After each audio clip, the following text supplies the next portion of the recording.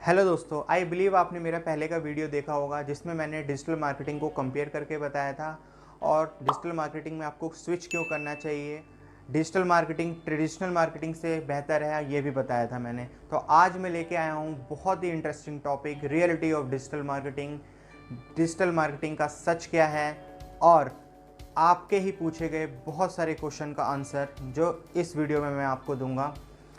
और क्वेश्चंस आपने जो पूछे थे जैसे कि डिजिटल मार्केटिंग में सैलरी कितनी होती है अगर आप फ्रेशर हैं, डिजिटल मार्केटिंग में एज कितनी होनी चाहिए, एक जॉब को ज्वाइन करने के लिए डिजिटल मार्केटिंग में एज कितना होना चाहिए, और डिजिटल मार्केटिंग में एक्सपीरियंस के साथ जा सकते हैं या फ्रेशर जा सकते हैं, और आपको इंग्लिश आनी चाहिए कि नहीं आनी चाहिए, कि हिंदी अगर आप इंग्लिश नहीं जानते हैं तो क्या डिजिटल मार्केटिंग कर सकते हैं। इन ऐसे ही बहुत सारे क्वेश्चंस का आंसर मैं इस वीडियो में देने वाला हूं।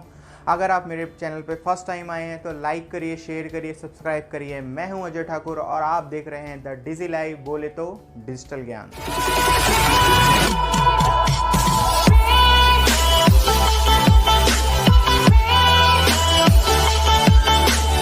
सबसे पहले बात करेंगे डिजिटल मार्केटिंग में जॉब अपॉर्चुनिटी की। डिजिटल मार्केटिंग में जॉब अपॉर्चुनिटी कितनी है और बिजनेस में क्या स्कोप है इसका। देखिए, बहुत सारे अनऑर्गेनाइज्ड बिजनेस चल रहे हैं जिन बिजनेस ने अपना अच्छा खासा पैसा भी कमा लिया है और उन्होंने किसी न किसी तरीके से अपना बिजनेस अभी भी स्टेबल कर रखा है। बट आपको पता है आने वाला टाइम बिल्कुल डिजिटलाइज हो गया है, यूथ बिल्कुल बदल चुका है, उनकी सोच बदल चुकी है, काम करने का तरीका बदल चुका है। तो ऐसा तो नहीं है कि आपके फादर ने, आपके ग्रैंडफादर ने अगर कोई बिजनेस किया है तो आप उसको उसी तरीके से आगे लेके जाएंगे, आप चौकड़ी मार के गल्ले पे बैठेंगे, चेयर पे बैठेंगे और उसी पुराने तरीके से बिजनेस को आगे लेके जाएंगे। बिल्कुल ऐसा नहीं है दोस्तों, क्योंकि आज की यूथ की सोच इतनी बदल चुकी है कि वो आगे चल के अपने बिजनेस को एक नए तरीके से ऊंचाइयों पे लेके जाना चाहते हैं, अपना कैंपेन चलाना चाहते हैं, अपने बिजनेस की वेबसाइट बनाना चाहते हैं कि वेबसाइट में बिजनेस को पूरी तरीके से फैला सकें और दुनिया को बता सकें कि वो बिजनेस में क्या कर रहे हैं और क्या उनके आइडियाज़ हैं, जो कि पहले एक गली कूचे में सीमित रह जाता था उनका आइडिया। तो बात रही जॉब अपॉर्चुनिटी की, हाँ इसमें जॉब अपॉर्चुनिटी बहुत अच्छी हैं क्योंकि आने वाले टाइम में डिजिटल मार्केटिंग में लाखों जॉब आने वाली हैं, बट एक ट्रेंड कैंडिडेट बहुत ही कम है। तो अभी ये टाइम है, अभी कुछ भी देरी नहीं हुई है। आप बहुत अच्छी ट्रेनिंग लेके, बहुत अच्छा कोर्स करके डिजिटल मार्केटिंग में बहुत अच्छी जॉब पा सकते हैं। हालांकि फ्रेशर के लिए सैलरी कम रहती है, बट शुरुआत में हमें सैलरी नहीं देखना चाहिए, एक अच्छा काम मिलना चाहिए जहाँ पे डेडिकेशन के साथ आप काम करिए, सीखिए और धीरे धीरे आने वाले टाइम में आप बहुत अच्छी अपॉर्चुनिटी ग्रैब कर सकते हैं, बहुत अच्छी सैलरी ले सकते हैं इसमें। और अगर आप किसी बिजनेस के साथ जुड़े हैं तो उसको एक बहुत ही अच्छा ग्रो कर सकते हैं, मतलब कि ग्राउंड लेवल से अप लेवल तक ले जा सकते हैं। जैसा कि मैंने पहले भी आपको बता चुका हूं कि डिफरेंस क्या है पुराने तरीके में, नए तरीके में, डिजिटल मार्केटिंग में। तो आप इसमें बहुत कुछ कर सकते हैं। आगे चलते हैं, आपके और भी क्वेश्चन का आंसर मैं देता हूं। अगला क्वेश्चन है सैलरी। लोग पूछते हैं कि इसमें सैलरी कितनी मिलती है। तो भैया, फ्रेशर को तो सैलरी हमेशा कम ही मिलती है। आप सोचते हैं कि मैंने ये कोर्स कर लिया, ये कर लिया, वो कर लिया, बट आपको कोई एक्सपीरियंस नहीं है। कंपनी आपको इतनी सैलरी क्यों देगी? कंपनी आपको सबसे पहले एक फ्रेशर वाली सैलरी देगी। फ्रेशर वाली सैलरी बोले तो स्टार्टिंग हो सकती है आपकी 10,000, 15,000 और ज़्यादा से ज़्यादा 20,000। और अगर आपने किसी अच्छे इंस्टीट्यूट से MBA किया हुआ है और कोई अच्छे इंस्टीट्यूट से कोर्स भी किया हुआ है तो हो सकता है आपकी 25,000 या 30,000 भी सैलरी हो सके। तो एक ही एक्सेप्शन है, एक्सेप्शन हर जगह होता है। चलो मान लीजिए आपने कहीं जॉब कर भी ली, आपने वहाँ SEO वगैरह भी काम कर लिया, बट पता है आपको फ्रेशर में डिजिटल मार्केटिंग में सबसे पहले क्या कराया जाता है? सबसे पहले वो आपको 6 महीने तक सिर्फ बैक लिंक बनाना ही बताएगा। आपको उसी पे काम करना पड़ेगा। यहाँ इसका वेबसाइट का बैक लिंक बनाया, यहाँ मार्केटिंग में बैक लिंक बनाया, मतलब बैक लिंक आपको हम 6 महीने तक शुरुआत में सिर्फ बैक लिंक का काम मिलेगा। तो आपको सबसे पहले, आप ये नहीं हो सकता कि आपने सिर्फ बैकलिंक किया और आपने वहाँ जॉब छोड़ दिया, आपने सोचा मेरे को बहुत अच्छा एक्सपीरियंस मिल गया और अगली जगह आप इंटरव्यू लेने के लिए गए और बोले कि hello sir, my name is this and that and मेरे को बहुत अच्छे तरह बैकलिंक बनाना आता है। तो बॉस, आपको बैकलिंक बनाने की इतनी अच्छी सैलरी नहीं मिलेगी। आपको डेडिकेशन के साथ स्टेप बाय स्टेप चलना पड़ेगा, SEO सीखना पड़ेगा, बैकलिंक भी सीखना पड़ेगा, कैंपेन रन कैसे करते हैं वो भी सीखना पड़ेगा, लीड जनरेशन कैसे करते हैं वो भी सीखना पड़ेगा, एक अवेयरनेस कैसे फैलाते हैं वो भी सीखना पड़ेगा, पीपीसी सीखना पड़ेगा, बहुत कुछ सीखना पड़ेगा। बट स्टेप बाय स्टेप जब एक कंप्लीट पैकेज आपके अंदर हो जाएगा तब आप किसी एक फील्ड में स्विच कर सकते हैं, मास्टरी कर सकते हैं। बट आपको नॉलेज सभी चीज़ की होनी चाहिए। इसी तरीके से आप इसमें ग्रो कर सकते हैं और एक अच्छी सैलरी ग्रैब कर सकते हैं। अगर आपने डेडिकेशन के साथ 4 से 5 साल डिजिटल मार्केटिंग में दे दिए, किसी कंपनी में दे दिए, 1 या 2 कंपनी में, और अच्छे से आपने वहाँ पे वर्क कर लिया, तो सच मानिए 4 से 5 साल के बाद आप लाखों की सैलरी तक पहुंच सकते हैं डिजिटल मार्केटिंग में। क्योंकि मैं पहले भी बोल चुका हूं कि आने वाला टाइम सिर्फ डिजिटल मार्केटिंग का रह गया है, पुराना तरीका बिल्कुल ख़त्म हो जाएगा। लाखों जॉब आने वाली हैं डिजिटल मार्केटिंग में। बट अभी भी अगर सर्वे देखा जाए तो डिजिटल मार्केटिंग में ट्रेंड कैंडिडेट बहुत ही कम हैं और आने वाले टाइम में लाखों जॉब्स इसमें आने वाली हैं। तो अभी भी कुछ देरी नहीं हुई है, आप अपने आप को तैयार कीजिए, डिजिटल मार्केटिंग के फील्ड में आइए और अच्छे से जॉब करिए और अपने सपनों को पूरा करिए। अगला क्वेश्चन आता है कि लैंग्वेज का, कि मेरे को इंग्लिश नहीं आती है, मेरे को हिंदी आती है, तो क्या मैं डिजिटल मार्केटिंग में आ सकता हूँ? मैं आपके दोनों क्वेश्चन का आंसर दूंगा। तो लॉजिकली सोचिए कि आप किसी मल्टीनेशनल कंपनी में काम करते हैं और उसके सारे प्रोजेक्ट बाहर के हैं। अगर उनके मोस्टली क्लाइंट इंटरनेशनली हैं तो आप सोचिए कि आप उनसे हिंदी में बात कर सकते हैं? नहीं ना। तो कंपनी आपके ऊपर जब इन्वेस्ट करती है ना, तो वो लॉन्ग टर्म सोचती है कि अगर मैं किसी बंदे को हायर कर रही है कंपनी कोई, तो वो लॉन्ग टर्म सोचती है कि मेरे को आगे चल के इसको इंग्लिश भी अच्छी आनी चाहिए। अगर मैं अपने बिजनेस को एक्सपेंशन कर रहे हैं तो किसी और सिटी में या किसी कहीं अब्रॉड में बाहर जाके अगर बिजनेस को फैलाएं, तो इस कैंडिडेट के ऊपर अगर मैं कंपनी इन्वेस्ट कर रही है तो उसको इंग्लिश आनी चाहिए। इंग्लिश मस्ट है यहाँ पे। और अगर आप सोच रहे हैं मेरे को इंडिया में ही जॉब करनी है, किसी स्टार्टअप कंपनी के साथ काम करना है, तो हाँ, कोई इशू नहीं है। अगर आपको इंग्लिश नहीं आती है, आप हिंदी में आती है, तो आप वहाँ पे काम कर सकते हैं। उस कंपनी को डिजिटलाइज लाने में हेल्प कर सकते हैं।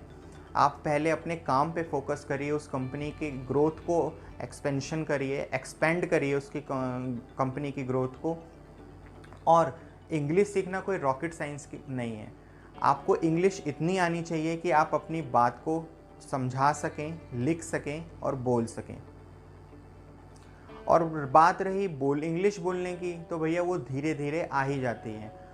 और आपके मन में क्वेश्चन आ रहा होगा कि लिख सकें मतलब कि ग्रामेटिकली कुछ मिस्टेक हो, तो बहुत सारे मार्केट में टूल आ चुके हैं, उसकी भी टेंशन आपके लिए ख़त्म है। इंस्टॉल करिए, ग्रामेटिकली वो आपको आपकी लैंग्वेज मतलब आपकी राइटिंग स्किल्स वो ठीक कर देगा, उसका भी कोई इशू नहीं है।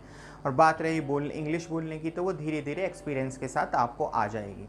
और बात रही नॉर्थ इंडिया की, तो नॉर्थ इंडिया में इतनी इंग्लिश की मारामारी नहीं है, आप हिंदी से भी काम चला सकते हैं। हिंदी हमारी मातृभाषा है, तो आपको इतनी घबराने की ज़रूरत नहीं है कि अगर आपको इंग्लिश नहीं आती है। आजकल तो हमारे पीएम भी बाहर जाके हिंदी में ही बात करते हैं, तो टेंशन लेने वाली बात नहीं है कि अगर आपको आती है इंग्लिश नहीं आती है तो आप डिजिटल मार्केटिंग में आ सकते हैं। मैंने आपके दोनों क्वेश्चन का इसमें आंसर दिया है। आपको इंग्लिश आनी चाहिए तो किस केस में आनी चाहिए? अगर इंग्लिश नहीं आती है तो भी इस फील्ड में आ सकते हैं, हिंदी आती है तो भी आ सकते हैं। अगला क्वेश्चन आता है क्वालिफ़िकेशन का। तो बहुत से लोग पूछते हैं कि अगर मैं 10th पास हूँ, 12th पास हूँ, तो क्या मैं इस फील्ड में आ सकता हूँ या जॉब मिल सकती है? तो भैया हर कंपनी ने ना एक क्राइटेरिया सेट कर रखा है कि एटलीस्ट कोई भी कैंडिडेट को वो लेती हैं तो सबसे पहले उनका क्राइटेरिया होता है एटलीस्ट वो ग्रेजुएट हो। ग्रेजुएट क्यों हो उसका भी एक कारण है कि जो 10वीं क्लास 12वीं क्लास का बच्चा होता है ना, उसका मेंटली ग्रोथ इतना स्ट्रांग नहीं होता है या वो इतना क्रिएटिवली सोच नहीं सकता है। धीरे धीरे जब आप 10वीं के बाद 12वीं में जाते हैं, कॉलेज में जाते हैं, तो धीरे धीरे आपका जो सोचने का तरीका होता है ना, धीरे धीरे डेवलप करता है। आप थोड़ा ब्रॉडली सोचना स्टार्ट कर देते हैं, चीज़ों को बहुत लाइटली नहीं लेते हैं जैसे जैसे आपकी एज बढ़ती है। तो क्वालिफ़िकेशन होना मस्ट है। अगर आप किसी मल्टीनेशनल कंपनी में जॉब करने जा रहे हैं, एटलीस्ट आपको ग्रेजुएट होना चाहिए, चाहे वो आप किसी भी स्ट्रीम से हों, साइंस से हों, फ्रांस से हों या कंप्यूटर साइंस से हो, किसी भी स्ट्रीम से हो, according to your skills, according to your knowledge and according to your degree आपको उस फील्ड में जॉब मिल जाती है। डिजिटल मार्केटिंग में भी बहुत सारी फील्ड्स होती हैं जिसमें आप इजीली जॉब ग्रैब कर सकते हैं।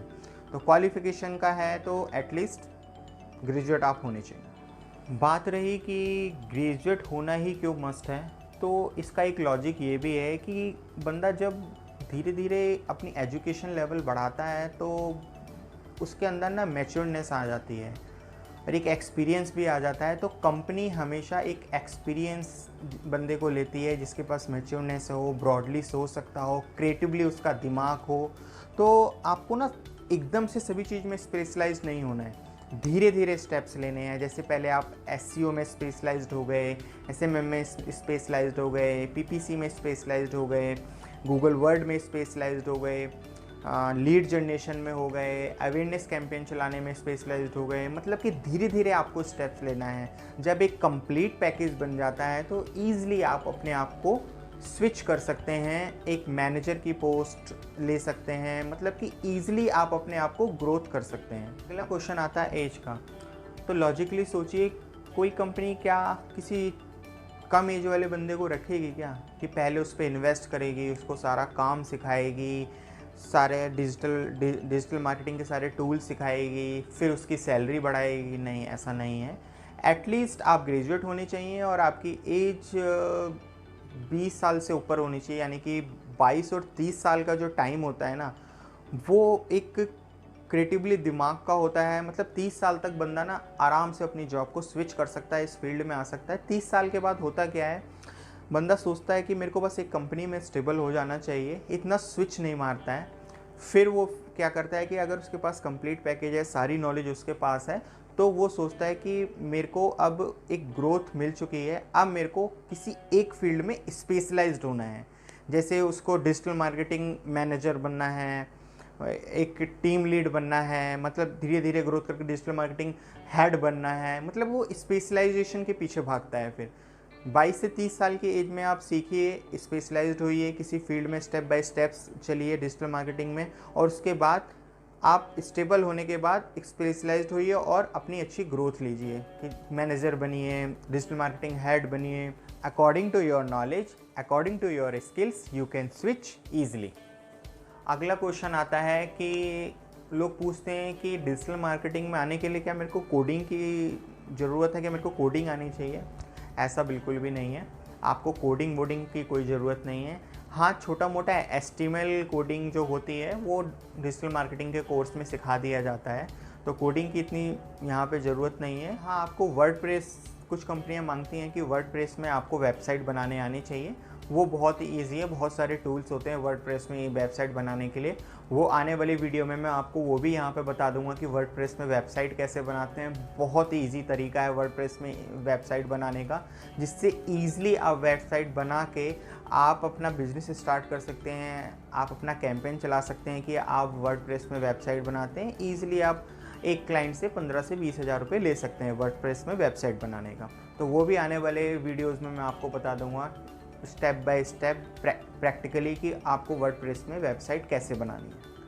अगला क्वेश्चन आता है कि करियर स्विच का। मोस्ट कॉमन क्वेश्चन जो सभी पूछते हैं कि आजकल का ट्रेंड डिजिटल मार्केटिंग का है, तो क्या हम अपने करियर को स्विच कर सकते हैं? तो लॉजिकली मैं कहूँगा कि अगर आप मार्केटिंग हेड हैं किसी कंपनी में और डिजिटल मार्केटिंग सीखना चाहते हैं, तो वहाँ पे आप अच्छी ग्रोथ ले सकते हैं। कब ले सकते हैं कि अगर आपने डिजिटल मार्केटिंग सीखी, टेक्निकली आप स्ट्रॉन्ग हो जाते हैं, और अगर आप इस फील्ड में अपने आप को बहुत ज़्यादा एक्सपेंड करते हैं, मतलब कि इस फील्ड में बहुत ज़्यादा आप आगे बढ़ना चाहते हैं।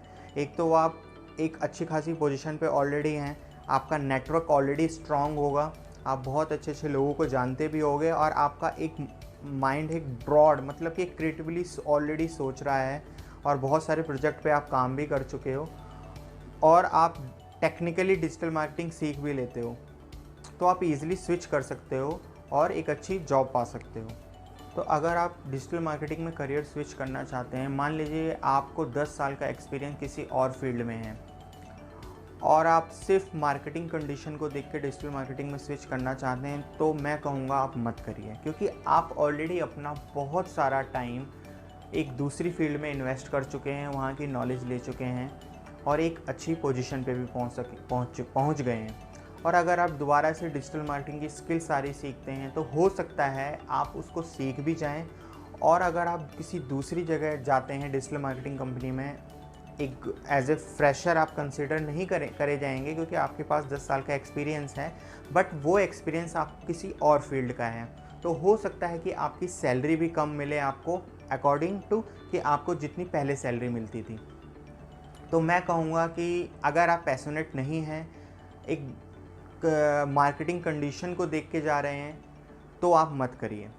अगर आपको रियली डिजिटल मार्केटिंग अच्छा लगता है, आपको मज़ा आता है लीड जनरेशन प्रोग्राम देखने में, उसको बनाने में, सीखने में, आप बहुत ही पैशनेट हैं, तो आप कर सकते हैं। हो सकता है कि 1 साल 2 साल 3 साल आपकी सैलरी कम हो, बट आने वाले टाइम में आप बहुत अच्छी सैलरी ले सकते हैं। और बात रही कि अगर कोई ऑलरेडी ऐसी पोजीशन पे है, जैसे कि मान लीजिए कोई मार्केटिंग हेड है या कोई और किसी डिपार्टमेंट में हेड है, अगर वो डिजिटल मार्केटिंग में आता है और टेक्निकली इसको सीखता है, तो भैया उसका एक तो पहले से नेटवर्क उसका बहुत ज़्यादा स्ट्रॉन्ग है, तो उसको कोई परेशानी होने वाली नहीं है। वो ईज़िली इन सब चीज़ों को ग्रैब कर सकता है, क्योंकि उसका नेटवर्क भी ऑलरेडी स्ट्रॉन्ग है, तो वो ईज़िली वो जॉब भी उसको मिल सकती है। तो कंपनी भी आजकल जितनी भी कंपनीज हैं वो डिजिटलाइज मूव हो चुकी हैं। पहले क्या होता था, HR वाले जो थे वो नॉर्मल तरीके से रिक्रूटमेंट करते थे। अब वो क्या करते हैं कि अपने HR का एक रिक्रूटमेंट कैंपेन चलाते हैं, जिसके थ्रू वो